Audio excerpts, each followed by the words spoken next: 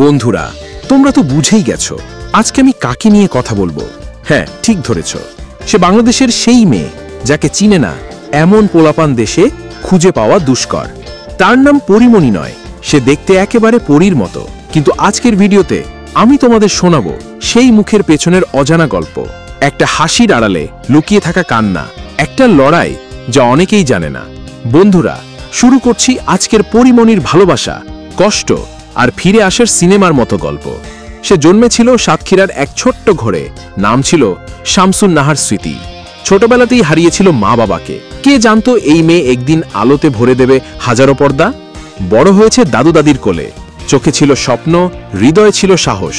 পিরোজপুর থেকে ঢাকায় আসা এক কিশোরী, পকেটে টাকা না থাকলেও মুখে লেগে থাকতো হাসি। সে শুধু সিনেমার তারকা হতে চায়নি, হতে চেয়েছিল নিজের ভাগ্যের নির্মাতা। সে ভালোবেসেছিল, ভেবেছিল যাকে ভালোবাসছে সেই হবে জীবনের আশ্রয়, কিন্তু সে বিশ্বাসঘাতকতা করেছিল, রেখে গিয়েছিল শুধু কান্না আর প্রশ্ন। তবে পরিমণি ভেঙে পড়েনি। একটা মেয়ের চোখে জলে যদি আগুন জ্বলে, সেই আগুনেই সে নিজেকে গড়ে তোলে। তার প্রথম ছবি ভালোবাসা সীমাহীন, তারপর একে একে স্বপ্নজাল, গুনিন। একটা মেয়ে হয়ে ওঠায় সিনেমার রানী। অভিনয়ের পরতে পরতে ছিল যন্ত্রণা, বাস্তব জীবনে প্রতিচ্ছবি, কিন্তু যত আলো তত ছায়া। মিডিয়াতে নাম এলেই আসে গুজব, আসে অপবাদ। একদিন তাকে থানায় যেতে হয়েছিল।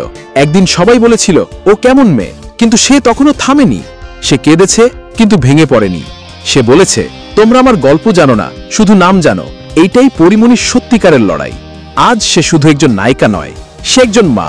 তার সন্তানের চোখে সে সুপারহিরো। বন্ধুরা, যদি তুমি পরিমণির বন্ধু হও তাহলে নিচে কমেন্টে লিখে জানাও আমি পরিমণির ফ্রেন্ড।